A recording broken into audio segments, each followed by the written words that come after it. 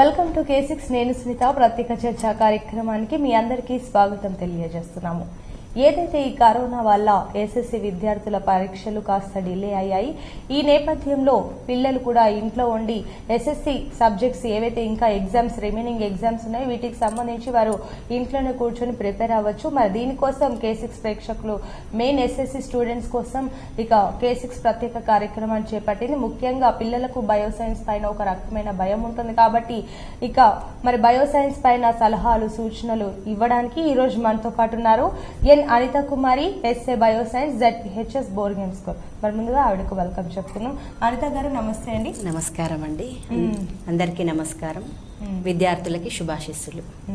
అనిత గారు చెప్పండి, ఇప్పుడు నార్మల్ గా పిల్లలు ఇప్పుడు ఆల్రెడీ కొన్ని ఎగ్జామ్స్ రాసిస్తారు, కొన్ని ఎగ్జామ్స్ పోస్ట్ పోన్ అయిపోయాయి, సో డిలే అయిపోయాయి. ఇదే టైంలో పిల్లలు ప్రిపేర్ అవ్వడానికి ఒక మంచి టైం వచ్చింది. అయినప్పటికీ పిల్లలకు బయోసైన్స్ అంటే ఒక భయం. పిల్లలు అసలు బయోసైన్స్ ఎలా, ఇప్పుడు సబ్జెక్ట్స్ అంటే సబ్జెక్ట్ వైజ్గా వాళ్ళు ఈజీగా రాసిస్తారు, కానీ బయోసైన్స్ అంటే వీటికి పట్ల లాంగ్వేజెస్ కంటే ఇది కొంచెం టఫ్ అని పిల్లలు ఫీల్ అవుతుంటారు. మరి భయాన్ని ఎలా జయించాలి? బయోసైన్స్ అంటే వాళ్ళు ఒక ఆ టెన్షన్ అనేది పోవాలంటే ఎలా? ఓకే అండి. సో బయోసైన్స్ అంటే భయపడాల్సిన పని ఏం లేదు. విద్యార్థులకు చెప్పేది ఏంటంటే సైన్స్ పేపర్ లోపల, జనరల్ సైన్స్ పేపర్ లోపల ఫస్ట్ పేపర్ ఫిజిక్స్ ఉంటుంది. సో ఫిజిక్స్నే విద్యార్థులు కఠినంగా భావిస్తారు, కానీ బయోసైన్స్ అంటే చక్కగా ఆడుతూ పాడుతూ రాస్తారు. ఎందుకంటే వాళ్ళు ప్రయోగాలతో, కృత్యాలతో జీవశాస్త్రం నేర్చుకుంటారు కాబట్టి జీవశాస్త్రం అంటే విద్యార్థులకు ఎలాంటి భయం ఉండదండి. సో మొదటి పేపర్ వాళ్ళు ఫిజిక్స్ రాస్తారు. సో అది కొంచెం కఠినంగా అనిపిస్తుంది విద్యార్థులకి. ఆ పరీక్ష రాసిన తర్వాత ఈ జీవశాస్త్రం రాసే ముందు వాళ్ళకి ఎలాంటి భయాలు, ఆందోళనలు ఉండవు. చక్కగా సులభంగా రాయడానికి అనేక సూచనలు, సలహాలు నేను ఈరోజు విద్యార్థులకు తెలియజేస్తాను. సో చెప్పండి. మొట్టమొదట పరీక్ష అంటే భయం పోగొట్టుకోండి. ఈ కరోనా వల్ల వచ్చిన సెలవుల్ని సద్వినియోగం చేసుకోండి.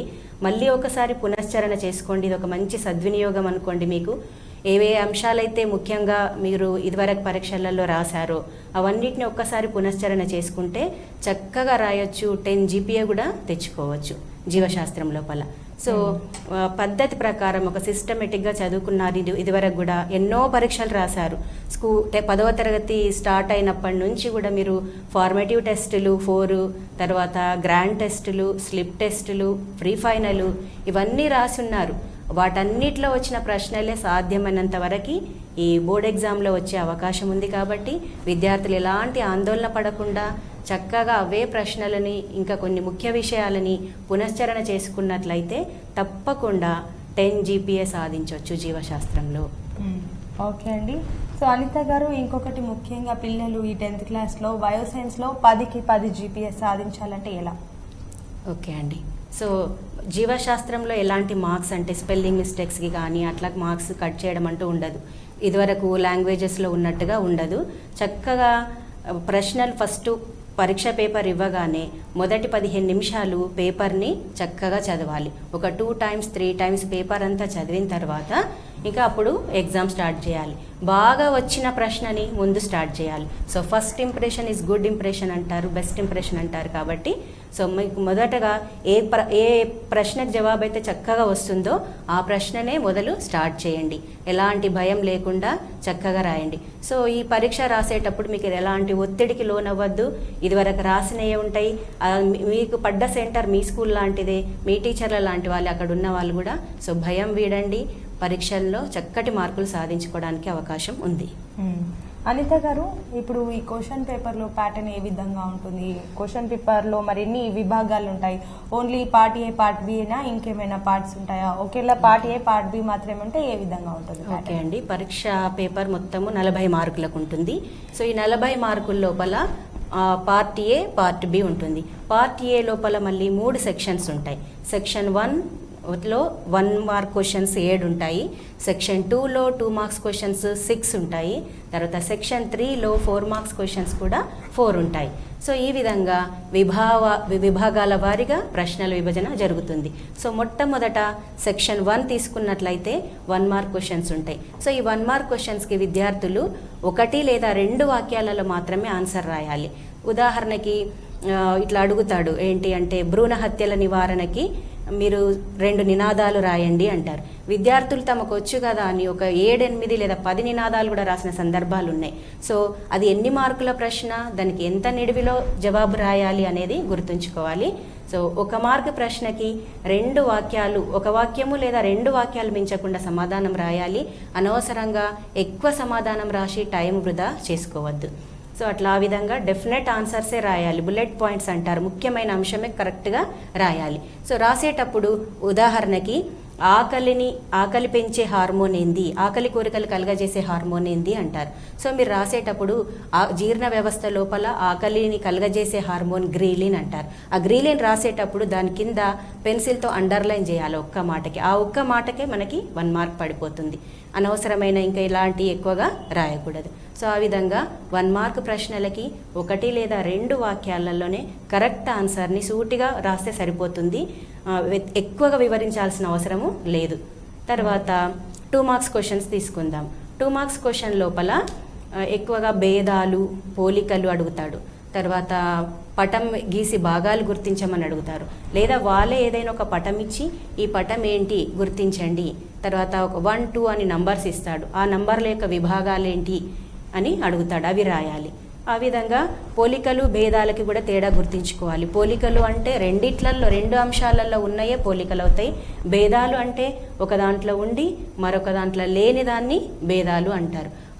ఆ అవగాహనతోని విద్యార్థులు చక్కగా ప్రశ్నని గుర్తించి సరైన సమాధానం రాసినట్లయితే కరెక్ట్ మార్కులు వస్తాయండి. జీవశాస్త్రంలో ఎలాంటి మార్క్స్ తగ్గింపు కట్ చేయడం అనేది ఉండదు. తర్వాత పటం గీచి భాగాలు గుర్తించడం 1, పోలికలు భేదాలు 1 అయిపోతుంది. చిన్న చిన్న వివరణలు ఉంటాయి. లేదా ప్రయోగశాల కృత్యాల నుంచే మీరు ఫర్ ఎగ్జాంపుల్ రైజోపస్ ఉంది, బ్రెడ్ మోల్డ్ ఎక్స్పెరిమెంట్ ఉంటుంది.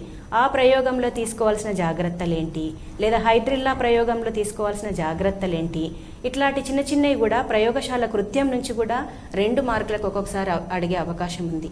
మరొకసారి ఒక చిన్న పట్టిక ఇచ్చి కూడా ఆ పట్టిక నుంచి సమాధానం రాయమంటాడు. ఆన్సర్ అందులోనే ఉంటుంది, కంగారు పడకూడదు.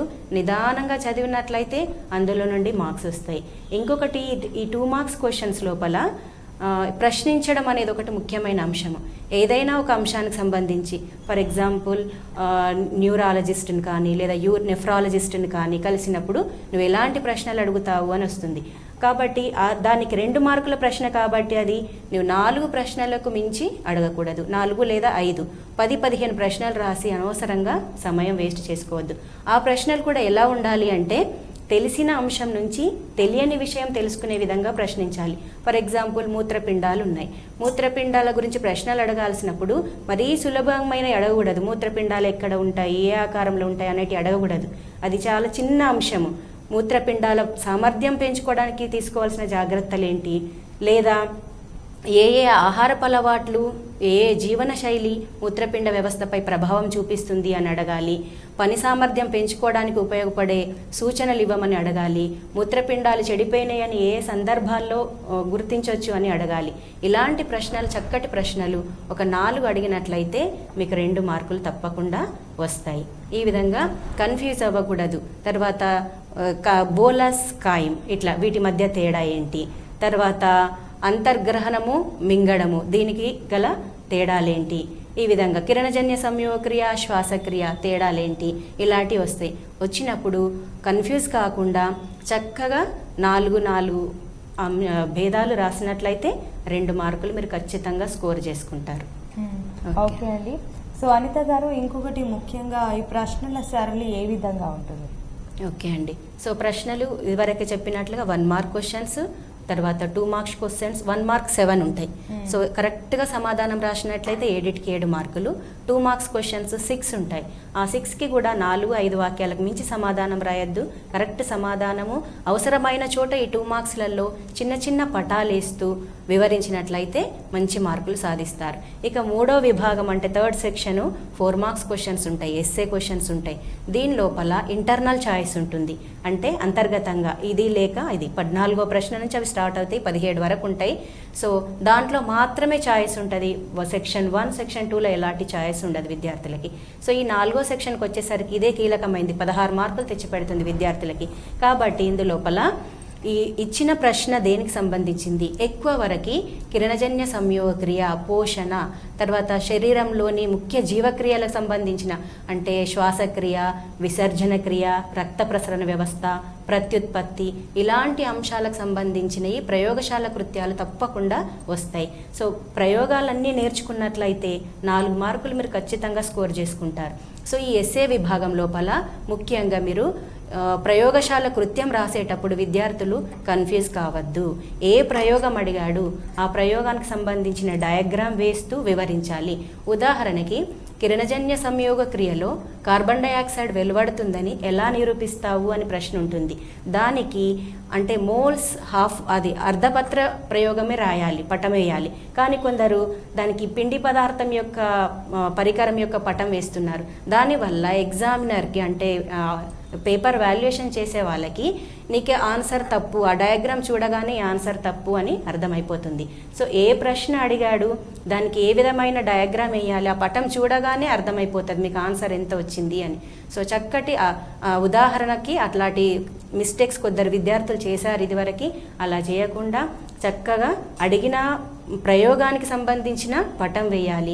ప్రయోగం రాసేటప్పుడు ప్రయోగం యొక్క ఉద్దేశము, కావాల్సిన పరికరాలు, ప్రయోగ విధానము, తర్వాత ఫలితము, తీసుకోవాల్సిన జాగ్రత్తలు పటం వేసి వివరించి చక్కగా రాస్తారు.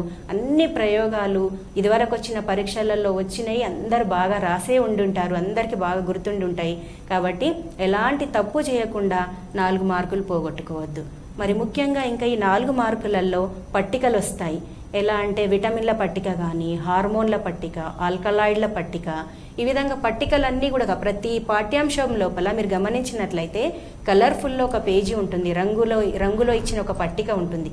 ఆ పట్టికను కనుక మీరు క్షుణ్ణంగా చదివినట్లయితే దాంట్లో నుండి మీరు 1 మార్క్ క్వశ్చన్స్ వస్తాయి, కొన్ని 2 మార్క్స్ క్వశ్చన్స్ వస్తాయి, 4 మార్క్స్ క్వశ్చన్స్ వస్తాయి. కాబట్టి ఎలాంటి ఎంజైమ్లు, హార్మోన్లు, ఆల్కలాయిడ్లు, తర్వాత విసర్జన వ్యవస్థకు సంబంధించిన పట్టికలు, ఎలాంటి పట్టికలు మీరు మిస్ చేయొద్దు.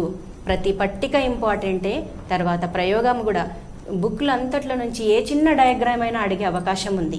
కాబట్టి విద్యార్థులు ఈ 4 మార్కుల ప్రశ్నలని క్షుణ్ణంగా చదివి సరైన ఉదాహరణతోని రాయాలి. ఫర్ ఎగ్జాంపుల్ ఈ మొదటి పాఠంలో పోషణ, కిరణజన్య సంయోగక్రియ పాఠం లోపల ప్రయోగాలలో కన్ఫ్యూజ్ అవుతున్నారు. ఎక్కడ అంటే హైడ్రిల్లా అంటే ఆక్సిజన్ విడుదలవుతుంది అనడానికి మీరు హైడ్రిల్లా ప్రయోగం వేయాలి.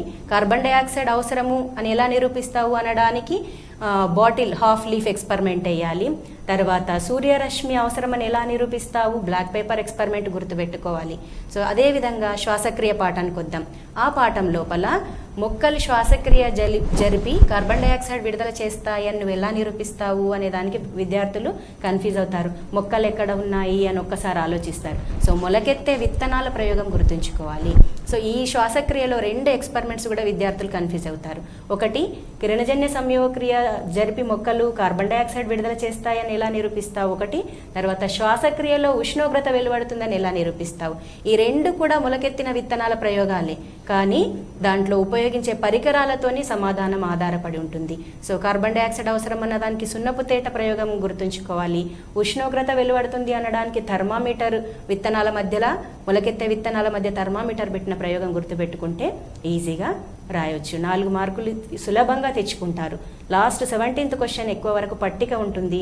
ఇది లాస్ట్ 2 చాప్టర్స్ 9th మన పర్యావరణము, తర్వాత సహజ వనరుల చాప్టర్స్ నుంచి కూడా పట్టికలు వస్తుంటాయి. ఆ పట్టికలు ఒక్కసారి చూసుకున్నట్లయితే అందులో నుంచే సమాధానం దొరుకుతుంది. 4 మార్కులు సులభంగా తెచ్చుకోగలుగుతారండి. ఓకే అండి స్వానిత గారు. అండ్ ఇంకొకటి ఏ లెసన్స్ నుంచి ఎట్లాంటి క్వశ్చన్స్ వస్తాయంటారు? ఓకే అండి, ఎక్కువగా ఈ జీవక్రియలకు సంబంధించి అంటే కిరణజన్య సంయోగక్రియ, శ్వాసక్రియ, తర్వాత రక్త ప్రసరణ వ్యవస్థ, విసర్జన వ్యవస్థ, ప్రత్యుత్పత్తి, అనువంశికత, ఇలాంటి చాప్టర్ల నుంచి బాగా క్వశ్చన్స్ వస్తాయి. లాస్ట్ 9th 10th చాప్టర్లు జనరల్గా అవి పర్యావరణానికి, సహజ వనరులకు సంబంధించిన దాంట్లో నుంచి విద్యార్థులు జనరల్గా కూడా ఆన్సర్స్ రాయగలుగుతారు. సో విద్యార్థులు ముఖ్యంగా ప్రయోగాలన్నీ మంచిగా చదివినట్లయితే 6 to 8 మార్క్స్ కూడా స్కోర్ చేసుకోవచ్చు ఓవరాల్గా పేపర్ లోపల. పట్టికలు ఇవన్నీ పట్టినట్లయితే లేదా క్షుణ్ణంగా విశ్లేషణాత్మకంగా మీరు చదివినట్లయితే దాంట్లో నుంచి కూడా మార్క్స్ స్కోర్ చేసుకోవడానికి ఉంటుంది. అవసరమైన చోట డయాగ్రామ్ అంటే క్వశ్చన్కి తగిన డయాగ్రామ్ వేసి తొందరగా అందంగా చక్కగా గీసి వివరించినట్లయితే కూడా మంచి మార్క్స్ స్కోర్ చేసుకోవడానికి అవకాశం ఉందండి. తర్వాత పాయింట్స్ రాసేటప్పుడు విద్యార్థులు వరుస క్రమంలో అంటే బుల్లెట్ పాయింట్స్ మాత్రము పాయింట్ స్టార్ గుర్తుపెట్టు కానీ యారో గుర్తుపెట్టు కానీ లేదా 1 2 3 నంబర్స్ ఇచ్చి కానీ చక్కగా పాయింట్ వైజ్ రాయాలి. పారాగ్రాఫ్ వైజ్ రాస్తే ఎక్కువ మార్క్స్ స్కోర్ చేసుకోవడానికి అవకాశం ఉండదు. ఓకే అండి. సో అనిత గారు, అండ్ ఇంకొకటి ముఖ్యంగా ఇప్పుడు ప్రెసెంట్ పిల్లలకు నార్మల్గా క్వశ్చన్స్ ఇస్తేనే కొంచెం కన్ఫ్యూజ్ అవుతారు. అందులో ఇంకొంచెం తికమక్క పెట్టే ప్రశ్నలు ఏమైనా వస్తే ఇంకా మొత్తం మైండ్ బ్లాంక్ అయిపోతుంది పిల్లలకి. సో మరి ఇలాంటి కన్ఫ్యూజ్ చేసే క్వశ్చన్స్ ఏమైనా వస్తాయంటారా? వస్తాయండి. ముఖ్యంగా ఇప్పుడు చెప్పినట్టు ప్రయోగంలో కొద్దిగా కన్ఫ్యూజ్ అవుతారు విద్యార్థులు. అదేవిధంగా ఈ రక్త ప్రసరణ వ్యవస్థ పాఠ్యాంశం లోపల మొక్కలు నీటిని ఏ విధంగా శోషిస్తాయి అంటే మూలకేశాల ద్వారా శోషిస్తాయి, అదొకటి, వేరు పీడనం ఒకటి ఉందండి. దీని లోపల విద్యార్థులు కన్ఫ్యూజ్ అవుతారు. మూలకేశాల ద్వారా మొక్క ఏ విధంగా నీటిని శోషిస్తుంది అన్న ప్రశ్నకి విద్యార్థులు వేరు పీడనం పటం వేసి రాస్తారు. సో ఆ విధంగా అనవసరంగా 4 మార్కులు పోగొట్టుకోవాల్సి వస్తుంది. జాగ్రత్తగా ప్రశ్నను చదవండి. వేరు పీడనం అడుగుతున్నాడా లేదా మూలకేశాల ద్వారా మొక్క నీటిని ఏ విధంగా గ్రహిస్తుంది అని అడుగుతున్నాడా మీరు ఒక్కసారి గమనించి ఆ పటం వేయండి. అంటే మూలకేశాలు అన్నప్పుడేమో ద్రవాభిసరణ పద్ధతి, భూమి మట్టి కణాల నుంచి నీరు కణజాలంలోకి ఎట్లా ప్రవేశిస్తుంది అనేది ఆ పటమేసి వివరించాలి. వేరు పీడనము అంటే దారు కణజాలం ద్వారా మొక్కకి నీరు ఏ విధంగా చేరుతుంది అనడానికి ఆ కుండీలో పెరుగుతున్న మొక్క కట్ చేసిన దానికి గ్లాస్ ట్యూబ్ పెట్టిన పటం వేసి వివరించాలి. ఇక్కడ కన్ఫ్యూజ్ అయితే 4 మార్కులు పోగొట్టుకునే అవకాశం ఉంది. ఇంకొకటి తర్వాత శ్వాసక్రియ లోపల పరిణామక్రమం జీవుల్లో ఏ విధంగా జరిగింది లేదా మీ చుట్టూ పరిసరాల్లో ఉన్న జంతువులను గమనించి ఆ జంతువుల యొక్క శ్వాసక్రియకు ఉపయోగపడే అవయవం ఏది అని అడుగుతాడు. అడగగానే విద్యార్థులు ఏమనుకుంటారంటే తమ పరిసరాలలో నివసించే ఆవు, మేక, గేదె అలాంటి జంతువులను తీసుకొని ముక్కు ద్వారా శ్వాసిస్తాయి, పక్షులు ముక్కు ద్వారా శ్వాసిస్తాయి ఇట్లా రాస్తారు. కానీ అక్కడ అది కాదు ఉద్దేశం. ఇది కొంచెము క్రియేటివ్ థింకింగ్ చేసి లేదా విశ్లేషణాత్మకంగా ఆలోచించి రాయాలి. అంటే దీనికి ఈ ఉద్దేశం ఏంటి అంటే శ్వాసక్రియలో పరిణామం ఎలా జరిగింది అంటే ఏకకణ జీవులు, బహుకణ జీవులు, తర్వాత ఏ విధంగా పరిణామం చెందిన కొద్దీ శ్వాస అవయవాలలో ఏర్పడ్డ మార్పులేంది, దాని ప్రకారం జీవులు ఏ విధంగా శ్వాసిస్తాయి అనేది రాయాల్సి ఉంటుంది. ఉదాహరణకు అందులో ఏకకణ జీవులు అమీబా లాంటివన్నీ కూడా వ్యాపనము ద్వారా ద్రవాభిసరణ వ్యాపనం పద్ధతులు అట్లా రాసేయాలి. తర్వాత చేపలు తీసుకోవాలి. తర్వాత అవి మొప్పల ద్వారా శ్వాసక్రియ, కీటకాలు వాయు నాళ ద్వారా శ్వాసక్రియ. తర్వాత ఉన్నత స్థాయి జంతువులు ఉన్నాయి ఇంకా లేదా కప్ప ఉంది, వానపాము ఉంది, జలగ ఉంది, ఇవి చర్మ శ్వాసక్రియ. తర్వాత ఇంకా ఉన్నత స్థాయికి జంతువులు వచ్చిన తర్వాత పక్షులు, మానవులందరూ కూడా ఊపిరితిత్తుల ద్వారా శ్వాసిస్తారు. ఇంత రాస్తే చక్కగా 4 మార్కులు వస్తాయి. ఈ విధంగా తర్వాత అనుబంధ విసర్జక అవయవాలు ఒక ప్రశ్న వస్తుంది. దానికి కూడా విద్యార్థులు కన్ఫ్యూజ్ కావద్దు. యాక్సెసరీ ఎక్స్క్రీటరీ ఆర్గాన్స్ అని ఒక క్వశ్చన్ వస్తుంది. దానికి కూడా చర్మము, తర్వాత ఊపిరితిత్తులు, పెద్ద పేవు, కాలేయము, ఈ 4 పాయింట్స్ రాసి ఒక్కొక్క దాని గురించి ఏ విసర్జక పదార్థాలు వెలువడతాయో రాస్తే దాంట్లో కూడా ఈజీగా 4 మార్కులు స్కోర్ చేసుకోవచ్చు. సో ప్రశ్న బాగా క్షుణ్ణంగా చదవండి. ఏం అడిగాడు, ఏం ఆన్సర్ రాయాలి మీకు తెలిసినవే ఉంటాయి, కానీ కన్ఫ్యూజ్ కాకుండా రాస్తే ఈజీగా 4 మార్కులు స్కోర్ చేసుకోవచ్చండి. ఓకే అనిత గారు, ఇప్పుడు ఇంకొకటి 1 మార్క్ ప్రశ్న ఉంటే దానికి ఏ విధంగా రాయాలి, 2 మార్క్స్ క్వశ్చన్స్ ఉంటే వాటికి ఏ విధంగా రాయాలి, 4 మార్క్స్ క్వశ్చన్స్కి ఏ విధంగా రాయాలంటారు? ఓకే, 1 మార్క్కి 2 లైన్స్కి మించి ఆన్సర్ రాయొద్దు. అంతకంటే ఎక్కువ వివరణ అవసరం ఉండదు. అనవసరంగా పారాగ్రాఫ్ వైజ్ వివరించి ఒక్కొక్కరైతే ఒక పేజ్ రాసిన సందర్భాలు కూడా ఉన్నాయి. సో అలా రాయకూడదు. బుల్లెట్ పాయింట్ మాత్రమే రాస్తే 1 మార్క్ వచ్చేస్తుంది. 2 మార్క్స్లో భేదాలు అడిగినప్పుడు 4 వాక్యాలు మించకుండా 4 మెయిన్ భేదాలు రాస్తే సరిపోతుంది. ఒక్కొక్కసారి మధ్య ఒక పోలిక ఒక భేదం కూడా అడిగినప్పుడు పోలిక అంటే రెండిట్లో ఉన్నది రాయాలి. అంటే కిరణజన్య సంయోగక్రియ, శ్వాసక్రియ ఉంది, ఆ రెండిట్లో ఉన్న పోలిక రాయాలి. భేదం అంటే ఇందులో కిరణజన్య సంయోగక్రియలో ఉండి శ్వాసక్రియలో లేని భేదాన్ని మీరు వివరించినట్లయితే చక్కటి మార్కులు పొందుతారు. సో ఎలాంటి కన్ఫ్యూజ్ కాకుండా అలా రాయాలి. 4 మార్కులకి ఇక్కడ ఒక పాయింట్కి 1/2 మార్క్ క్యారీ అవుతుంది. సో 2 పాయింట్స్ అంటే 2 లైన్స్ ఆన్సర్కి 1 మార్క్. ఆ విధంగా మీకు 4 మార్క్స్ కాబట్టి 8 to 10 పాయింట్స్ రాయడానికి ప్రయత్నం చేయాలి. ముఖ్యమైన అంశాలు చక్కగా రాయాలి. ఇంకా ఎక్స్ట్రా క్వశ్చన్స్ రాయాలి అనుకున్నప్పుడు మాత్రము ముందుగా మీరు రాసినవి అన్ని కరెక్ట్ ఉన్నాయా లేవా చూసుకొని అదనంగానే రాయాలి. ఎక్కువైతే అవసరం ఉండదు. మీకు ఏమైనా అనిపిస్తే అప్పుడు టైం మిగిలింది అనిపించినప్పుడే అదనంగా ప్రశ్నలకి మీరు సమయం కేటాయించాలి. ఓకే, ఇప్పుడు అనిత గారు, ముఖ్యంగా ఎలాంటి అంశాలపైన క్వశ్చన్స్ వచ్చే ఛాన్సెస్ ఉన్నాయంటారు? అండ్ లెసన్ వైజ్గా చూస్తే అందులో ఎక్కువగా ఇంపార్టెంట్ క్వశ్చన్స్ గురించి చెప్పండి. ఓకే అండి. సో ఇప్పుడు ఫస్ట్ పోషణ తీసుకున్నట్లయితే కిరణజన్య సంయోగక్రియ, అందులో కాంతి చర్య, నిష్కాంతి చర్య అనే టాపిక్ కూడా బాగా ఇంపార్టెంట్ అండి. పాయింట్ వైజ్గా రాస్తే ఖచ్చితంగా 4 మార్క్స్ తెచ్చుకుంటారు. అదేవిధంగా 4 ప్రయోగాలు ఉన్నాయి. ఆక్సిజన్ ఎలా వెలువడుతుంది, మొక్కకి కిరణజన్య సంయోగక్రియలో కార్బన్ డైఆక్సైడ్ ఎలా అవసరము అని నిరూపిస్తావు, తర్వాత కాంతి అవసరమని ఎలా నిరూపిస్తావు, ఈ విధమైన ప్రయోగాలని బై హార్ట్ చేసినట్లయితే చక్కగా మార్క్స్ తెచ్చుకోవచ్చు. తర్వాత విటమిన్ల పట్టిక ఉంది ఫస్ట్ చాప్టర్ లోపల, పోషణ లోపల. సో దానికి సంబంధించిన ప్రశ్నలు ఖచ్చితంగా ఆబ్జెక్టివ్లో రావచ్చు, 1-2 మార్క్స్లో కూడా రావచ్చు. తర్వాత పోషకాహార లోపం వల్ల వచ్చే వ్యాధులు ఏంటి అనే ప్రశ్న కూడా వస్తుంది. ఆ ప్రశ్నలకి ఈ మొదటి చాప్టర్లో బాగా ప్రిపేర్ అయితే మీరు మంచి మార్క్స్ స్కోర్ చేసుకుంటారు. తర్వాత రెండో చాప్టర్కి వచ్చేసిద్దాము, శ్వాసక్రియ.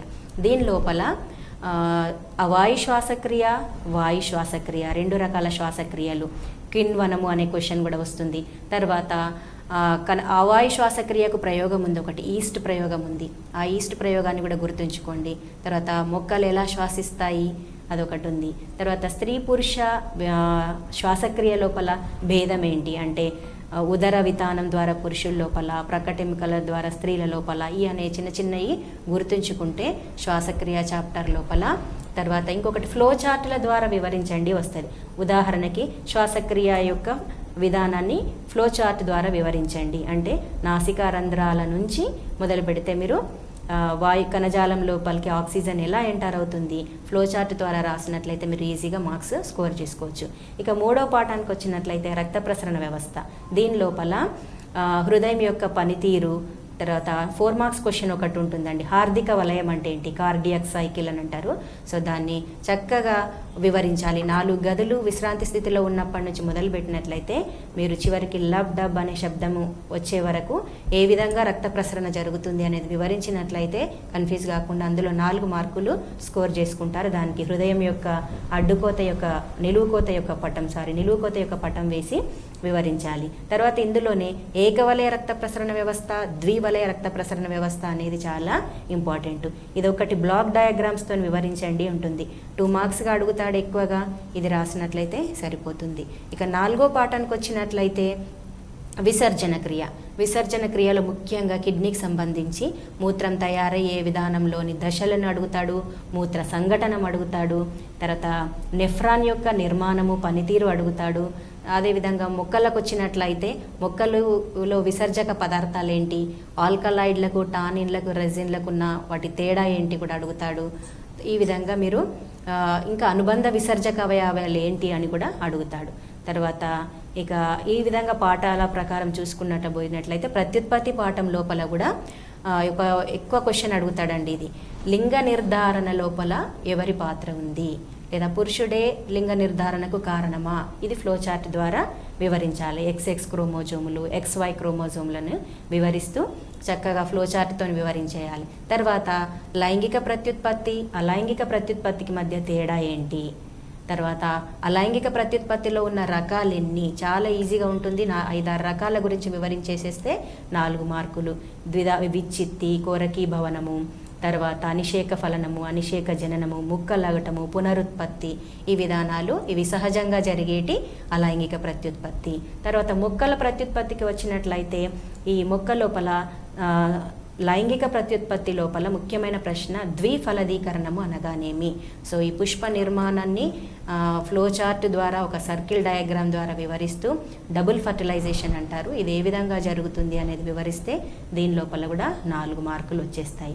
ఇక జీవక్రియలలో సమన్వయం అనే పాఠం తీసుకున్నట్లయితే దాని లోపల రకరకాల హార్మోన్లు, జీవక్రియలో తోడ్పడే హార్మోన్లు, తర్వాత జీర్ణక్రియ లోపల ఆమ్లం యొక్క పాత్ర ఏంటి, ఈ ప్రశ్న బాగా అడుగుతాడు.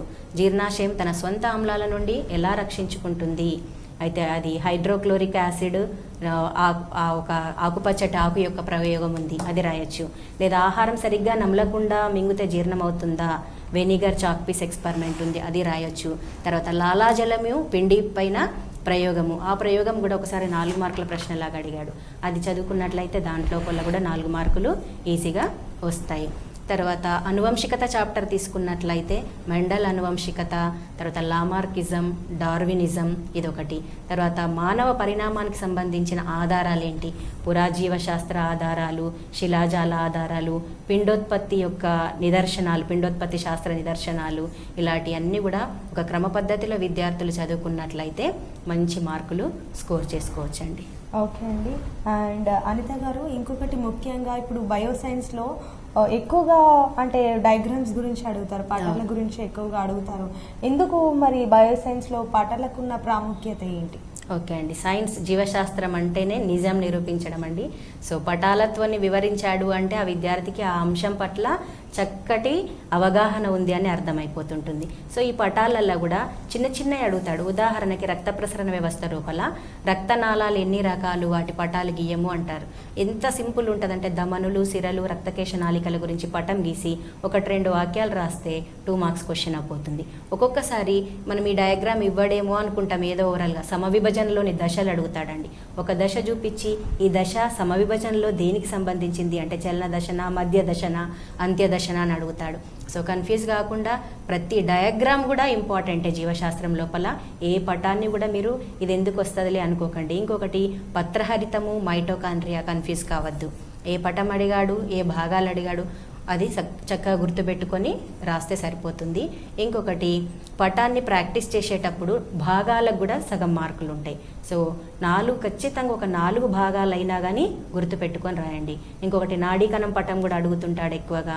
తర్వాత ప్రతీకార చర్య చాపం పటం అడుగుతాడు. సో ఇట్లా ఈ పటాలన్నిటినీ కూడా సరైన ఒక పద్ధతి లోపల గుర్తుపెట్టుకోండి. ఇంకొకటి దంతసూత్రం కూడా ఒక ఈజీగా గుర్తుపెట్టుకోవచ్చు, 2:1, 2:3 అట్లా రేషియో లోపల. తర్వాత జన్యు రూప నిష్పత్తి, దృశ్య రూప నిష్పత్తి అడుగుతాడు అనువంశికత లోపల.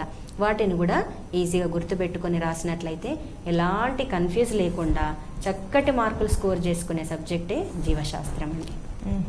ఓకే అండి. సో అనిత గారు, ఇక లాస్ట్గా మరి ఆబ్జెక్టివ్ టైప్ గురించి మాట్లాడితే, మరి ఆబ్జెక్టివ్ టైప్లో ఎలాంటి క్వశ్చన్స్ వస్తాయి అండ్ ఆబ్జెక్టివ్ టైప్లో ఎక్కువగా ఎలాంటి ప్యాటర్న్ ఉంటుంది? ఓకే అండి, ఆబ్జెక్టివ్ లోపల మల్టిపుల్ ఛాయిసే ఉంటాయండి. ఓన్లీ 5 మార్క్స్ మాత్రమే ఆబ్జెక్టివ్ ఉంటుంది జీవశాస్త్రంలో. 35 మార్క్స్ సబ్జెక్టుకు ఉంటే 5 మార్క్స్ మాత్రమే ఆబ్జెక్టివ్ ఉంటుంది. ఈ 5 మార్క్స్ లోపల 10 క్వశ్చన్స్ ఉంటాయి. అంటే ఒక క్వశ్చన్కి 1/2 మార్క్ వస్తుంది. 4 మల్టిపుల్ ఛాయిస్ ఉంటాయి కింద. సో చాలా ఈజీగా ఉంటాయి, తెలిసినవే ఉంటాయి. కొన్ని శాస్త్రవేత్తలు వాళ్ళు చేసిన కృషిలు గుర్తుపెట్టుకోండి, దానికి సంబంధించింది ఒకటి ఉంటుంది. హార్మోన్లు, విటమిన్లకు సంబంధించిన మల్టిపుల్ ఛాయిస్ ఒకటి రావచ్చు, జీవక్రియలకు సంబంధించిన మల్టిపుల్ ఛాయిస్ ఒకటి రావచ్చు. ఈ విధంగా అందులో నుండే ఆన్సర్ వస్తుంది.